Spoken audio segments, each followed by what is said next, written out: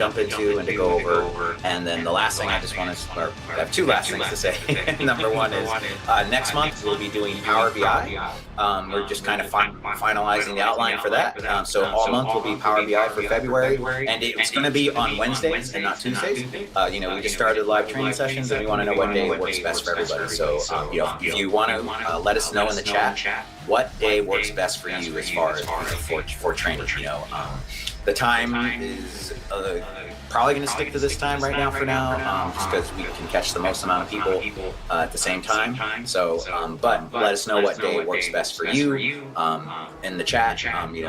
It really makes a difference. We listen to you guys and that. So if we see Wednesday or Thursdays filling up the chat, that's the day we're going to aim for having these sessions. Again, we are slowly moving towards upping these. We may have 2 sessions in March, but I don't want to promise anything yet. Just working out the logistics on that. Saturdays work best for me. The weekend is the one time that I think would work best for training for everybody too, but unfortunately, the data shows us that Saturday and Sunday are the absolute worst days to do live streaming. We have a ton of data on when our viewers are on all our platforms and everything like that, and the weekends, it's just not there, that's unfortunately Saturday and Sunday I'm gonna have to put on ice for now, but let us know Monday through Friday which day works best for you, and we'll try to make it happen on one of those days. Saturdays, the weekends, I'm just gonna do a quick story before I turn it over to Mo. I worked at a corporate training center before, and that was something that all the individual learners wanted. It was a B2B. They did a lot of B2B, but they did B2B, meaning business to business sales, but they also did a lot of individuals, right off the street coming in and everything like that. They all said they wanted weekend courses. So we had weekend courses. Nobody showed up, so I think it's one of those things that sounds great in theory, but actually doesn't work in practice. I'll just leave it at that. I don't know why I went on a little Saturday night. So let us know in the chat what day works best for you, and also let us know where you're joining from, because I did say the time is pretty locked in, but we are also looking at potentially doing night classes as well. I definitely understand. Mondays and Fridays are definitely work days for civil service. No, there is no price tag to this training. It's always going to be free. We're the same courses you would sign up for at any corporate training center here in the United States. We're doing the exact same stuff that they do. The outlines are very similar to what they're teaching. Mo teaches at tons of other corporate training centers and does private classes for clients throughout the United States and the world, actually. So like the same Excel training that someone's getting at a big Fortune 500 company or a larger mid-sized company. It's the same stuff you guys are getting each and every single week from us for free. And then lastly, I know I said lastly a bunch already, but lastly, let us know. If you're enjoying what you're seeing, give us a follow on Facebook and LinkedIn Learning. We're trying to be able to live stream to as many people as possible on many platforms as possible, so we can keep bringing free training to everybody. And also just let a friend know. There's somebody that is looking for training or could benefit from this. Let them know as well, so we can keep this train going and keep bringing you guys free training. So we got a lot. They're joining from Korea. Let's call out Pradeep. Pradeep. Thanks for joining us tonight. Pradeep took our classes and applied in his office and got a 10-time pay hike. Look at that. Oh man! After a few classes, hey. See, it works, guys. It works. That's amazing, Pradeep. And actually, honestly, Pradeep, I love seeing comments like that. It honestly makes doing this each and every week and bringing you guys videos every week, and totally worth it. I mean, really, I love seeing these comments. It makes my whole year is basically set now because of a comment like that. So that's awesome. Let's see, Arnold from Cameroon. Hey, Arnold. Nasir Lamiri 9544 Wednesdays. I hope I'm saying these names wrong. I'm the worst pronouncer in the world. You got an easy one, Stephanie. Stephanie, that's a good comment. We got the comments really going today. So just I'm gonna get you guys all on screen. Actually, Power BI has a lot in common with today's lesson topic. It does actually. It does. Power BI is born from what Power Query, if I'm not mistaken, and it's like Power Query on mega steroids. So yes, it actually does. From Nigeria, Tuesday and Wednesdays fine. Want to show a lot of love to Nigeria. You guys really show up every time, and I see on our video data that you guys are watching a lot from Nigeria. So lots of love to Nigeria. Also, if anyone from ALX is watching, lots of love towards you guys as well. We love having you guys watch our videos. I see your comments and everything like that, so I just want to show some love there as well. Let's see. Yeah, we got from Kenya. Yeah, if I'm not mistaken, ALX is from Kenya. So yeah, lots of love to our people from Kenya as well. From sales manager, business analyst. Chile, Michigan. Ah, sorry. Yeah, Chile, Michigan. You were affected by that big storm. So yeah. It's hitting all throughout the Midwestern United States, and I guess the East Coast too. And I have friends in Texas that lost power. Luckily, they have a fireplace, so they're doing all right. From the UK, actually, I was just talking about visiting London soon, so not during the summer, maybe in the fall or something like that. Let's see. I don't know if I'm late, but this live stream is starting. No, this is live streaming. There is a small delay from us replying to you guys, just because we are using an OBS, so there's like a 7-second delay. So it is live. We're pulling your comments up here live on here, and then Ganesh from India. All right. Hey guys from Manchester, England. Hey Timmy, thanks for joining us. How's the weather out there? I don't know if it's storming. Let's see. Yes. The other live asked the question. Yes, this is recorded, so you'll have a chance to watch it when it's over. Yeah. Oh, from Chad. All right. Montreal, Canada. Lots of love to Canada. I'm actually dual Canadian citizenship, so but I'm on the Vancouver side, so my family's from there. So I've been to Montreal. I didn't realize they spoke a lot of French there, so I was had a hard time ordering pizza. See, You can eat English. Chad. Yeah.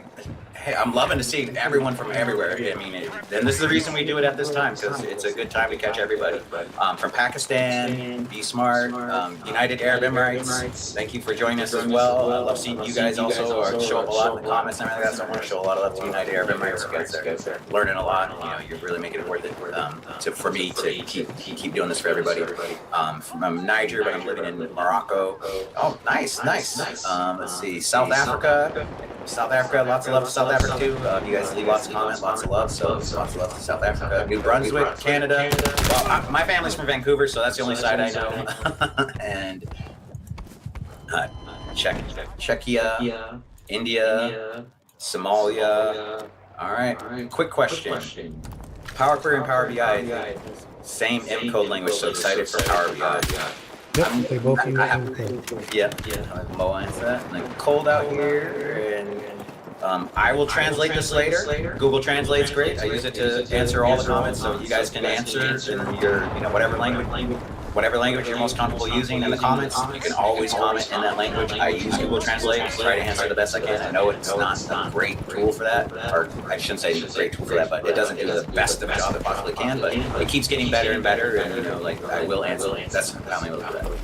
Okay, and then, sorry, I meant to ask if you already finished the presentation of Excel Power Apps, the slides that show me. No, we haven't. This is just the opening screen. I know it looks like an end screen.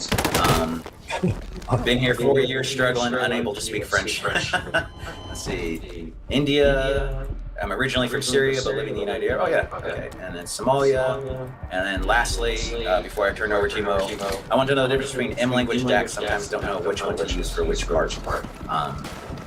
Yeah, so there are two different languages. They have the same structure. Once you start entering crazy vultures, so once you start entering the code, it gives you a lot of prompts.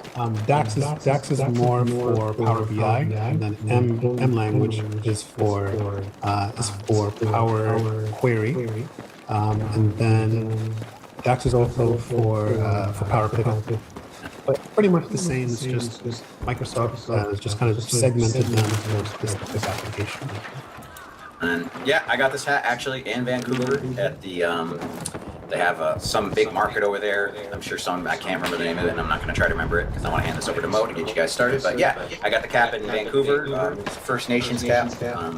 yeah, so anyways, Mo, I'm going to get off the stage and quit babbling and let you start getting everyone started on learning about arrays and advanced pivot tables and power query and VBA hacks. All right, take it away, Mo. All right, very good. Okay, so I know some of you may want to follow along. You may want to go ahead and download the Excel file. It's in the description, so if you want to follow along just to practice. I know it's going to be a little challenging because this is these are power features and tools that we'll be covering here. But if you want to follow along, just download the file. If you just want to watch, that's perfectly fine. And let me know in the chat. Let me know if you want to watch or if you want to actually participate. So just type either watch or participate in the chat. It'll help me to know. If you are participating, I will provide some opportunities for you to, just to get some things done. I'll ask you some questions and I'll try to make it a little engaging. It's a little difficult, on this platform. We're used to another platform where everything is kind of in real time. I can't see everybody. So if you're in bed, if you're driving, I don't know what's going on, but just let me know if you want to follow along, or if you just want to practice. Yeah, and if you have not taken the first 3 courses, the beginner, intermediate, and advanced course, this is going to be, there's some prerequisites to this course. You know how to convert a data set into a table.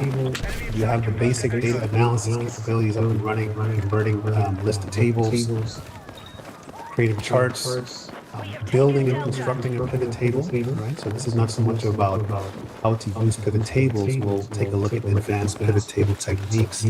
If you struggled with, just cleaning up data, transforming data, that's what Power Pivot and Power Query is for.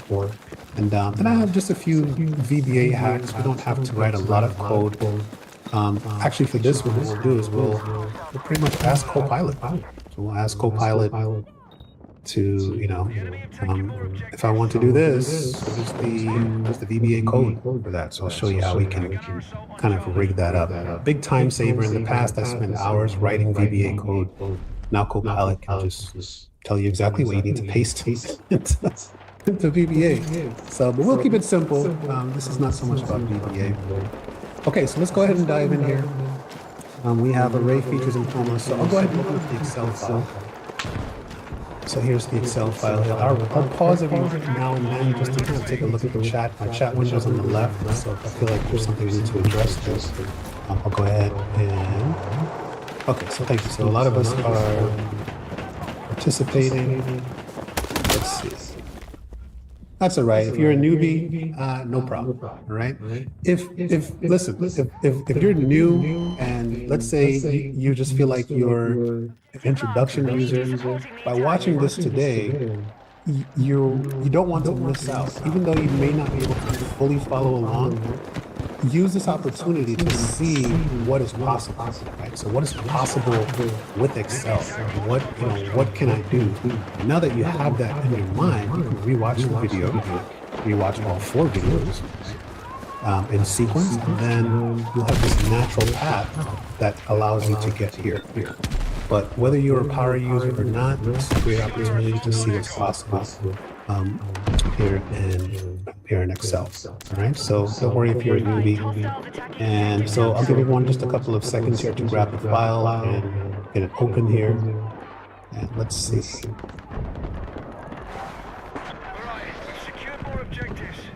Okay, so how do you get the prerequisites? You can watch the first 3 videos. So we have the Excel introduction. We covered them early, 3 videos this month. This is the 4th video. So I would highly suggest, don't worry about searching and Googling, looking for Microsoft tutorials. Watch the videos, you'll get a lot from it. So, all right. Okay, all right, so here is my file. So I kind of constructed this for you. So we have a couple of worksheet tabs here. The very first one is array functions. Zoom in just a little bit, it's really small. just kind of rearrange things here so everyone can see it. So on this one, we'll take a look at, well, what exactly are arrays? And, how do we work with them? We'll take a look at some really nice array functions, such as the unique function, the sort function, and the filter function. So we'll take a look at those. We'll also take a look at, this is a big one. If you go to my channel, one of my most popular videos is how to use XLOOKUP with multiple inputs. So if you have multiple inputs, you don't have any IDs in here. How can you hack XLOOKUP when you have more than one input? So we'll cover that as well. For advanced pivot tables, so just doing a quick run through of what we'll be covering. For advanced pivot tables, I already have the pivot table up and running here. Right? So again, this is not so much about how to build a pivot table, but here's the pivot table. We're going to take a look at some advanced tools, right? Like the timeline tool, how we can create calculated fields that we can reuse. We'll take a look at report filter pages and how we can insert slicers to interact with different pivot tables. Right? You can connect a slicer to more than one pivot table. So we'll take a look at that as well. Again, these are big data type of tools. So we'll take a look at that. For Power Pivot, we have 3 data sets here, list of products, list of sales reps or managers. We have an order form here. What we want to do is to be able to combine all 3 tables into one and then create a cohesive pivot table so that we can present the data. 2 methods. We'll take a look at how we can use XLOOKUP to populate this data set, or you may just want to use Power Pivot. I'll show you how to turn it on, and we'll be good to go. And then we have some VBA hacks. I'll show you how we can enter simple code to automatically, dynamically auto-resize the columns as you're typing.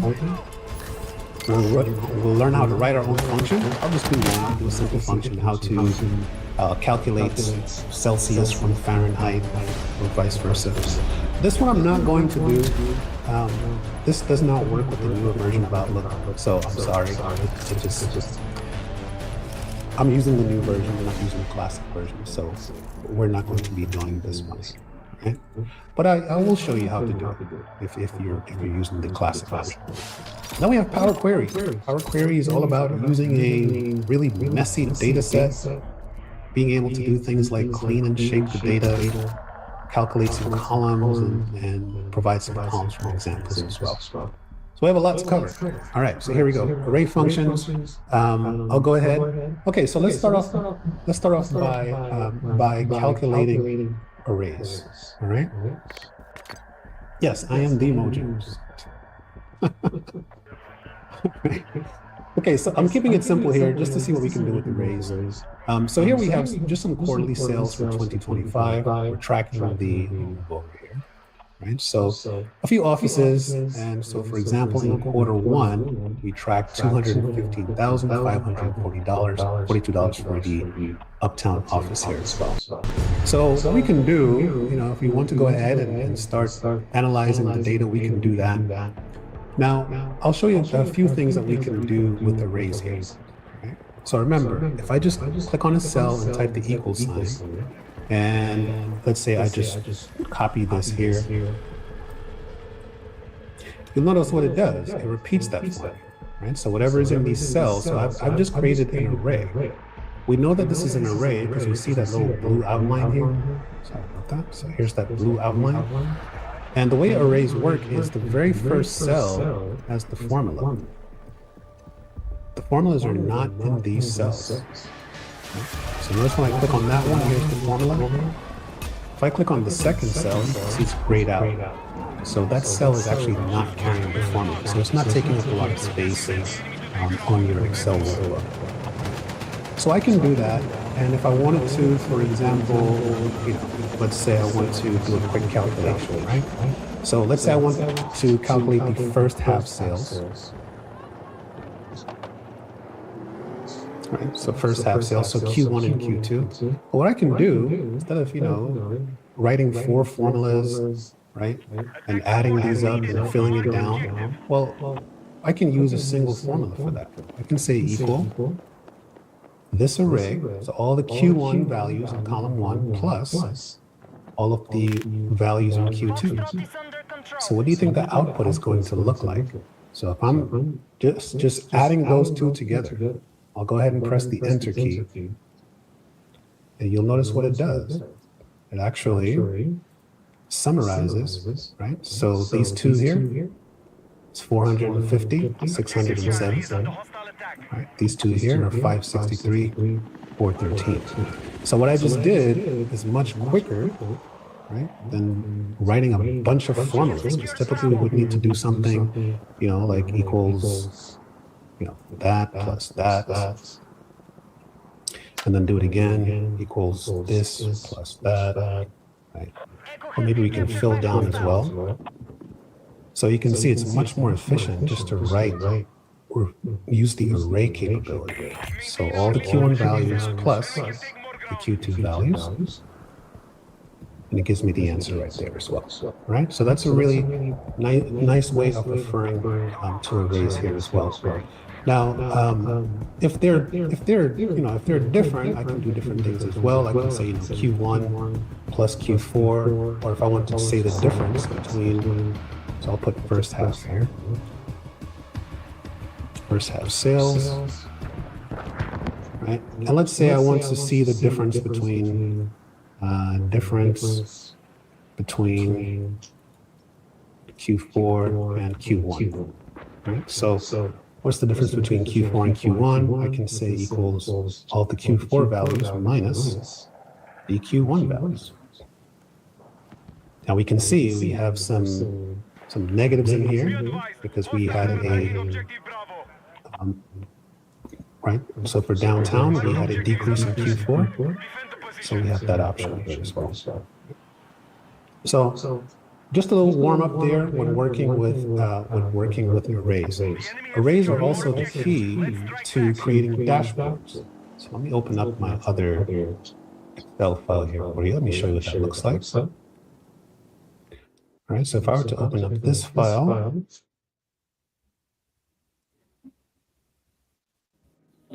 come on, doesn't want to open for me.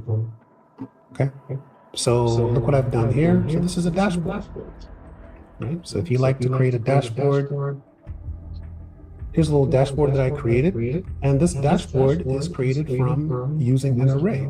So I'm just basically pulling in the data. If you take a look at this function here, right? So I'm pulling in the array from the Q1 sales on that sheet. So here's the data that I'm pulling in, and here's the dashboard. Right? So I'm just typing the equal sign and pointing. This one is the pivot table.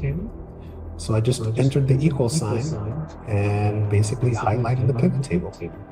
So any information that is on the pivot table is going to update automatically in the dashboard, right? So for example, right now, my Q1 for the quarterly sales is 275. I changed this to 350.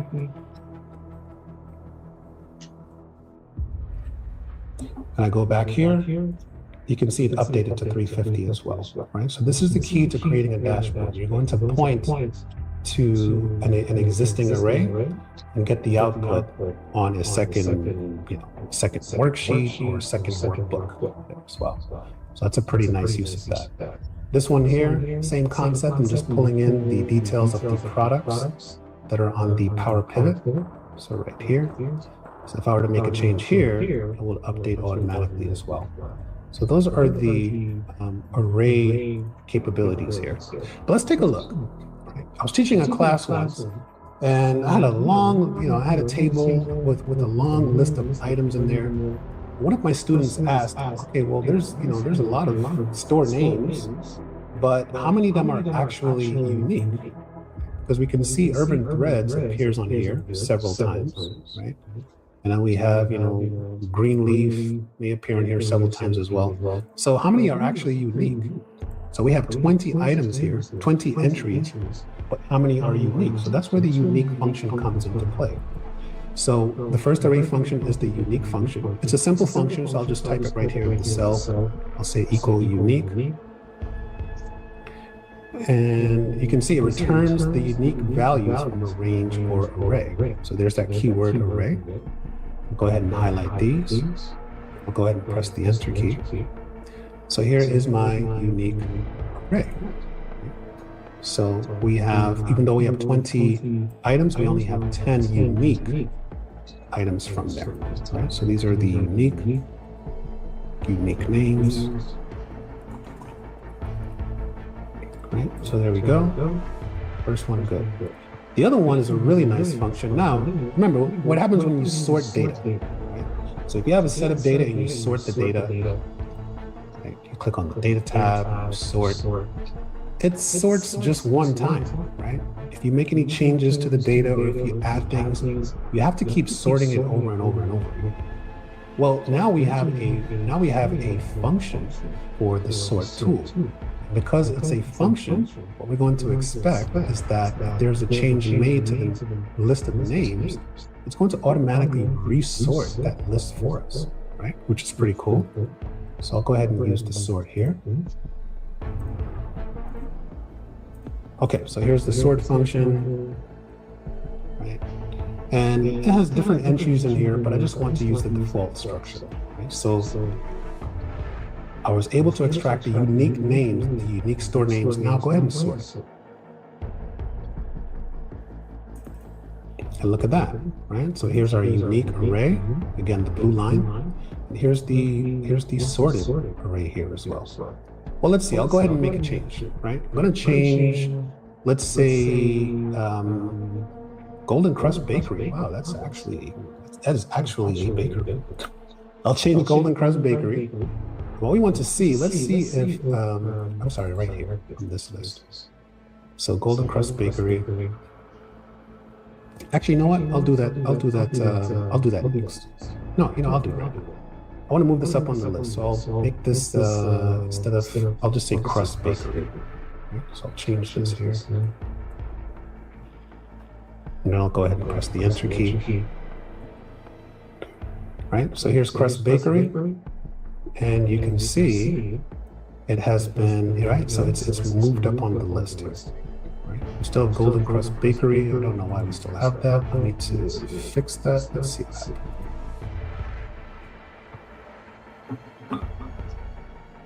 Not sure why Golden Crust Bakery is still there. I have to fix that. Okay, but the bottom line is, if you make a change to a name, you will see the actual updated value there as well in real time. You don't have to keep sorting the actual list. So we're good to go. Now, what we can do is I can nest these two functions. So I'm going to actually sort the unique, right? So I'll say sort and unique. So I can actually just do that with one shot. I'm going to use the sort function, and I want to sort the unique. So I'll nest the unique function in here. So sort the unique array from the original here.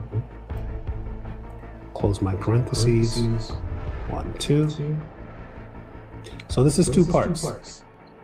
Do it from the inside in. We want a unique array from G4 to G23. And then we want to sort it in alphabetical order. So let's see if this will give us the same output that we have over here.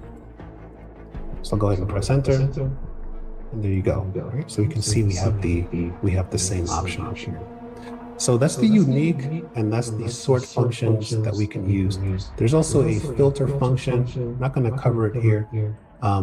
Again, the filter function is another option for using a filter. The only thing is that it's going to be dynamic, just like the sort. The filter function will dynamically filter out your data if your data moves or if your data changes, which is pretty cool. Okay, well, let's get to the big ticket item here. A really good use of arrays is to use XLOOKUP. So we've covered XLOOKUP in the intermediate and again in the advanced course. We'll have another chance here in the power user course. Here's a simple list. I have some courses: Excel beginner, Excel intermediate, advanced. And so if someone wants to look up the cost for a course, so again, they cannot see this data. They're only interacting with the kiosk. So they come to the kiosk and they want to choose a course. I have data validation in here. So let's say I want the Copilot beginner course here, right? So what is the cost? Well, we would use XLOOKUP, right? So XLOOKUP, we need to enter the value that we want to look up. But right now, we can only enter one value, Copilot. I'll search for Copilot in the course column, and I want to return the corresponding price. So it's giving me the first one, right? It's telling me it's 149, but what if I want the advanced one and not the beginner one? Well, I need a way to be able to enter the course and the level, but there's nowhere here, right? I don't have any place here to enter a second lookup value. I'm sure Microsoft in the future is going to add a second lookup value option here. But for now, how can we actually do this? Does anyone have a hint? I'll give you 30 seconds. Does anyone have a clue? If you watch my channel, you would know the answer already. But how can we enter multiple inputs here?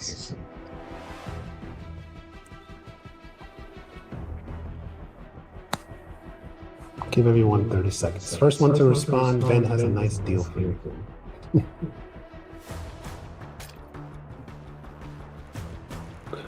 Oh, okay, thank you, Gloria. Yeah, so it appeared more than once in the original list. Yeah, I didn't use the unique array. Okay, so how can I combine? Okay, keyword combine. How can I combine these two cells? Copilot and beginner.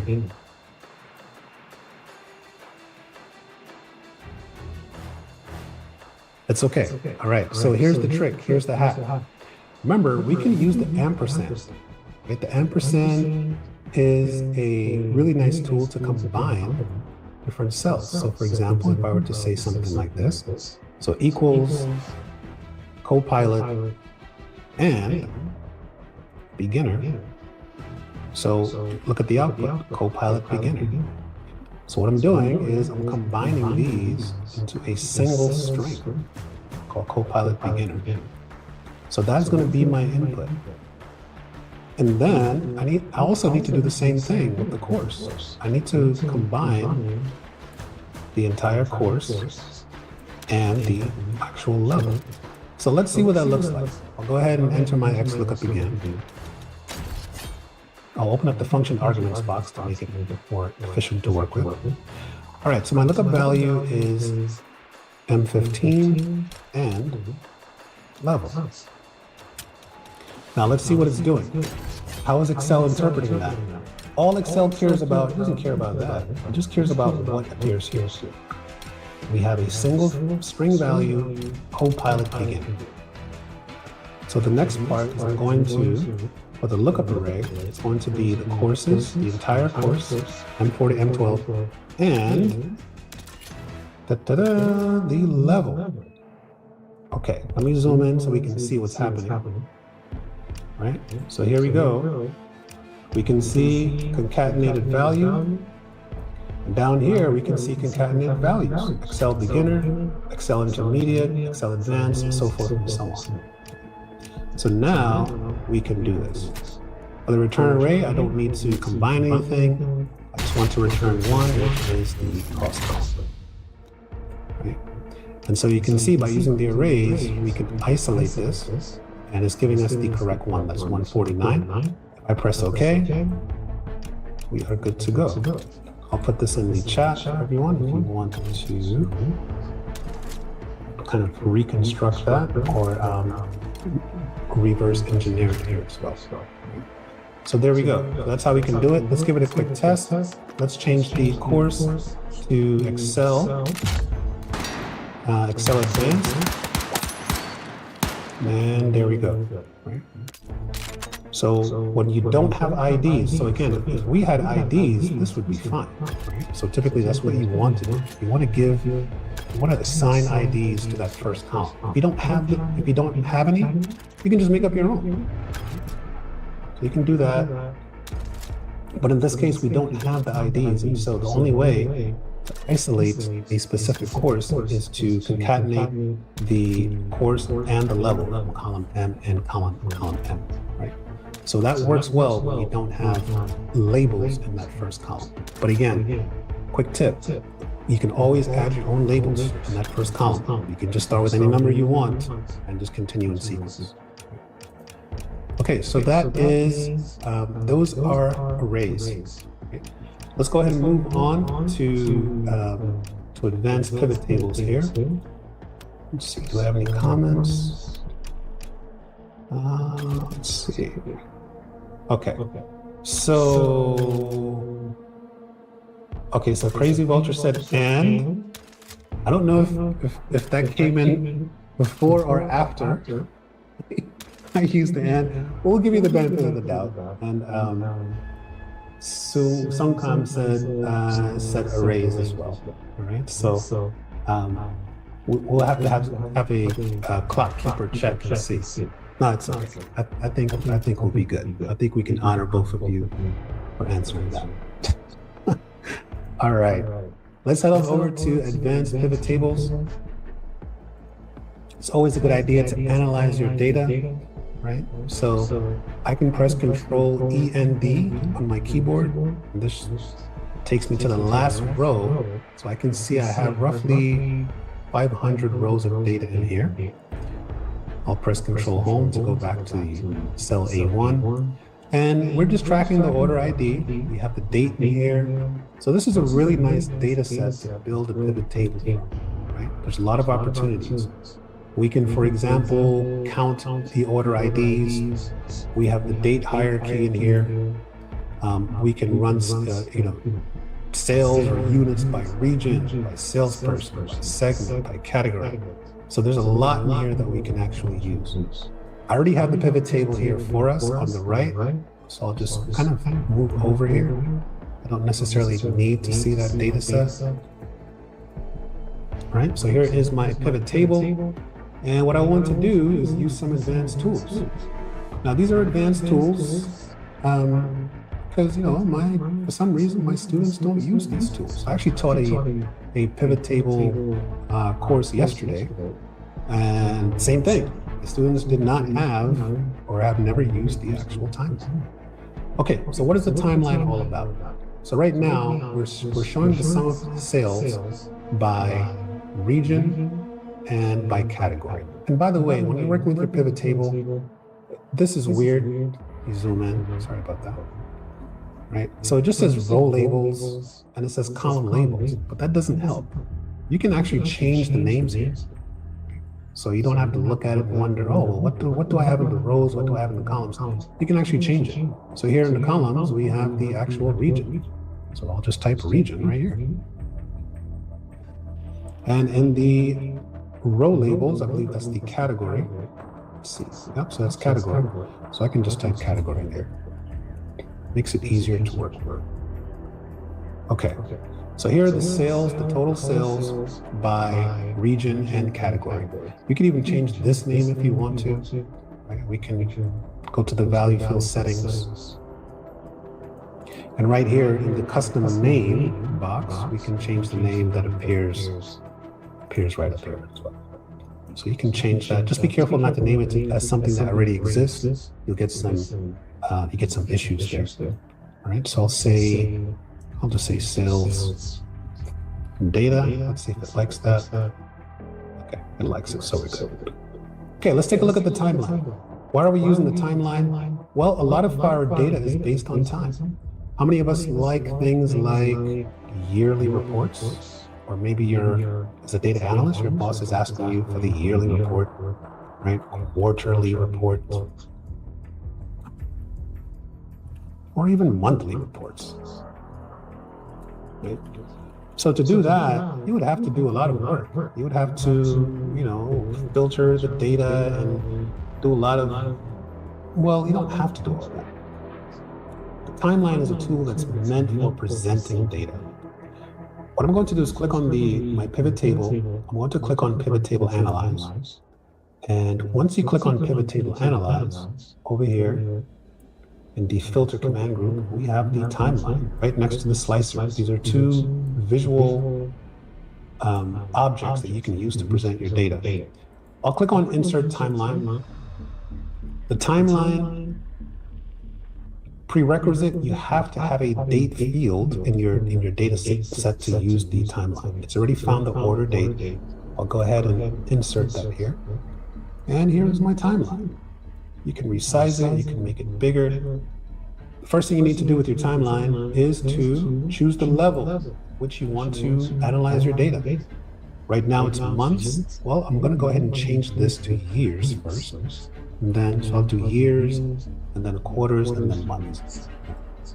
So I'll go ahead and change this to years. So it already lets me know that I have 2 years worth of data in here, 2024 and 2025. So you're presenting the data. Someone says, well, you know, what are the total sales for 2024? Oh, there you go. 2024 total sales were 2.13 million. So all of these numbers have been updated. So 20 formulas have been updated right on the spot. We did not need to enter a calculation, write a function or a formula. Pivot table did it for us. And here's the information. Okay, well, what about 2025? 2025, we can see we have 2.1. So a slight increase from 2025. Right? So all these numbers have updated here. And that's the timeline. Well, let's take a deeper dive into 5. Let's click on quarters. And now, someone says, well, what were the sales for Q1 of 2025, Mr. Jones? I'll click on Q1. There you go. Here are our Q1 sales for 2025. Right? If you think the timeline will be a useful tool for you, just give me a comment in the chat. Right? I really need to know, because I'm trying to figure out why my students are not using the timeline. If you think this is a game changer, leave a comment in the chat. Please, go ahead. Let me know what do you think of the timeline so far.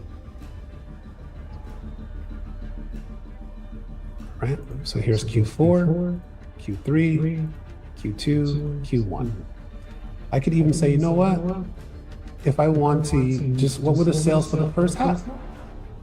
Well, I can drag this capsule, okay? Q1 and Q2.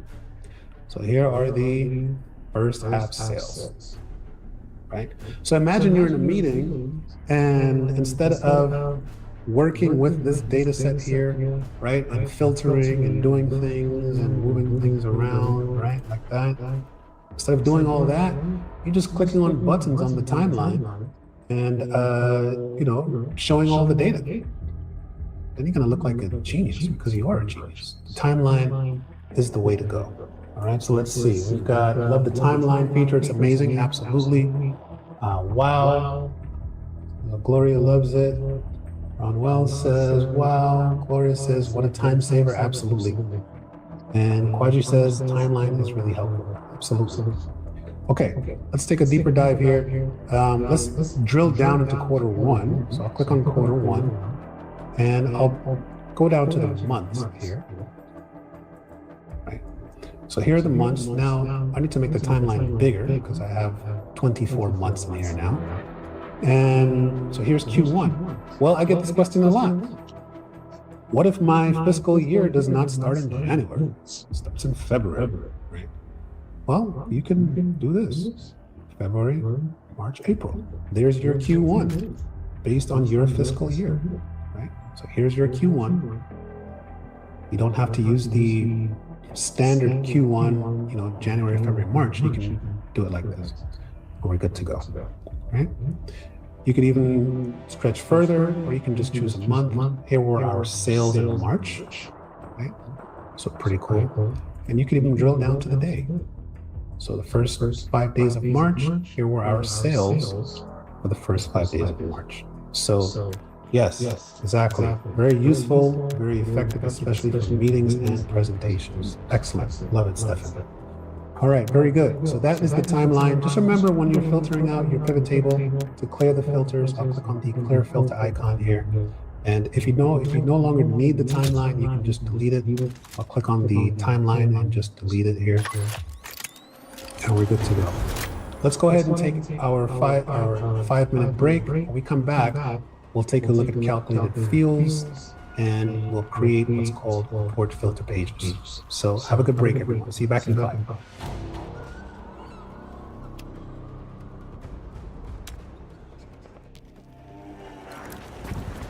All squads are weapons free. Hold more objectives than the enemy to take ground. Let's go.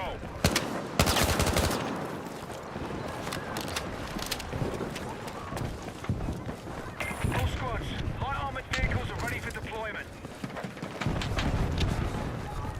Maintain our lead and objectives held and we'll take ground.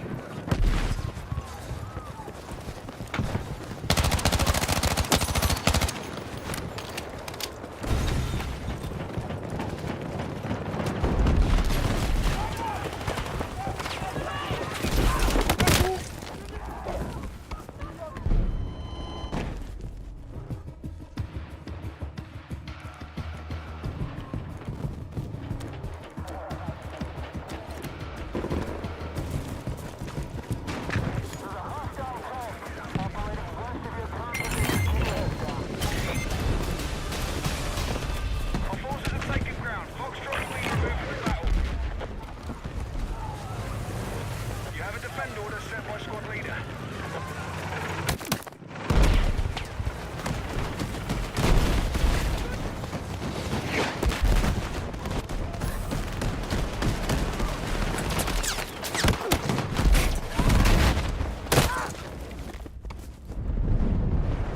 Acknowledging squad leader's attack order.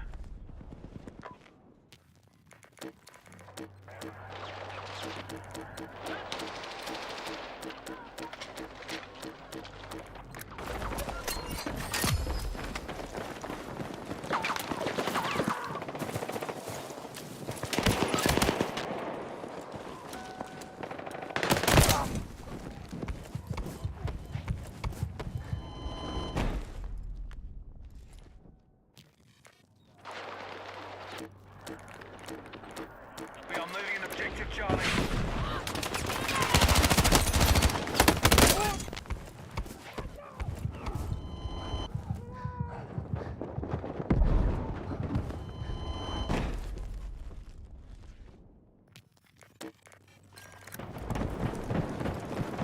Our forces control more objectives than the enemy.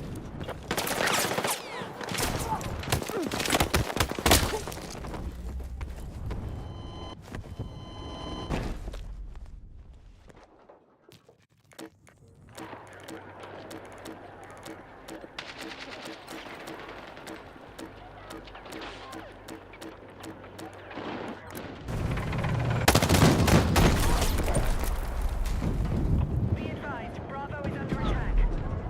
We are moving on Delta.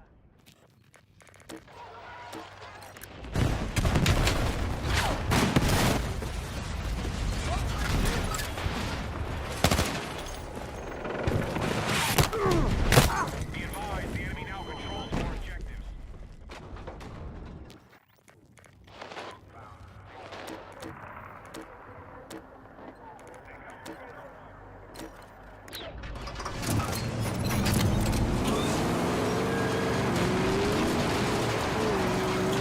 Objective Delta neutralized.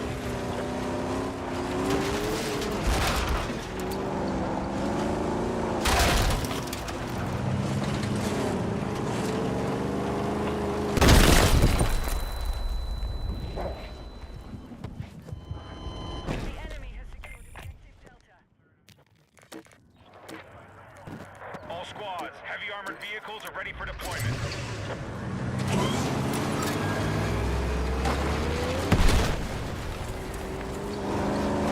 Our forces are hitting Delta.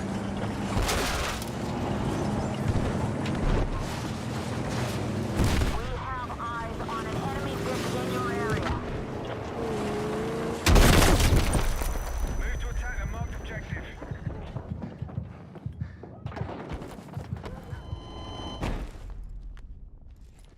We're attacking Charlie.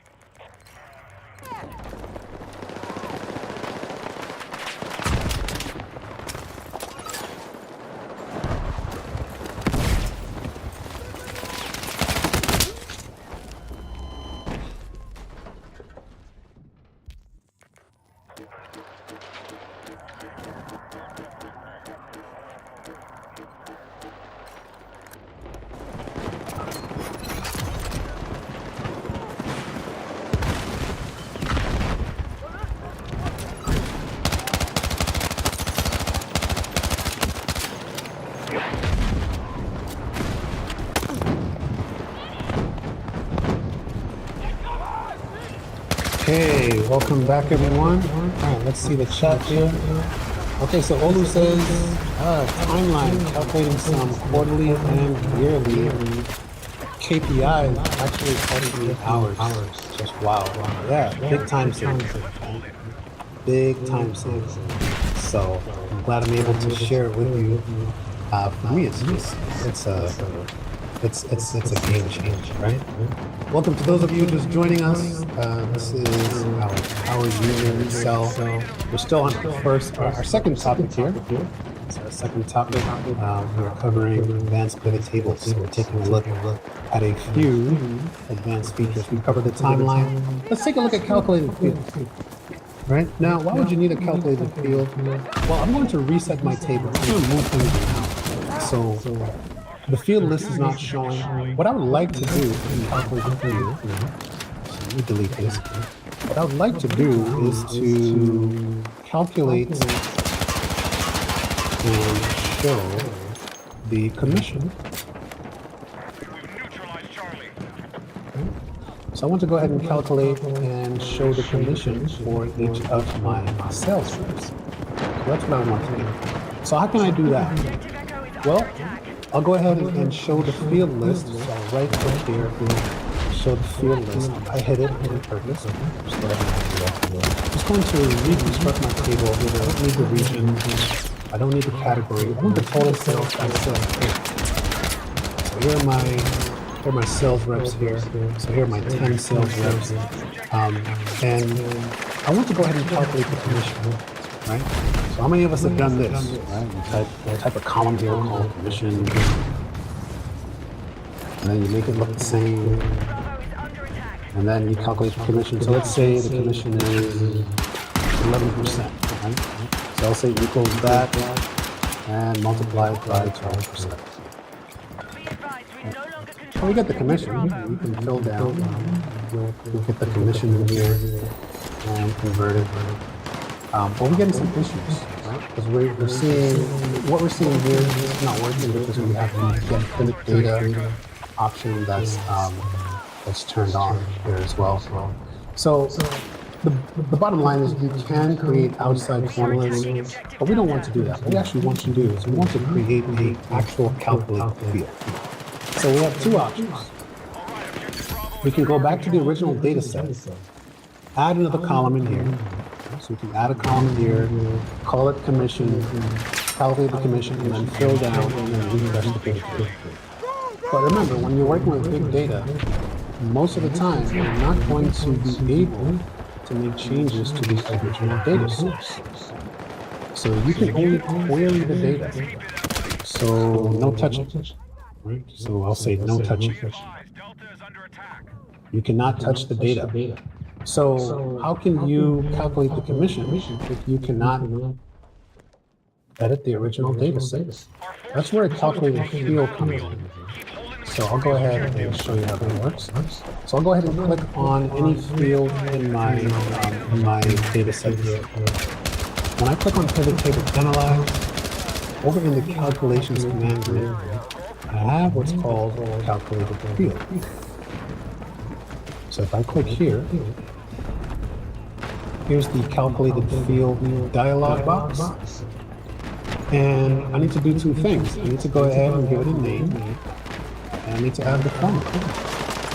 Once I've done that, I can add it as a field that I can reuse on my pivot table.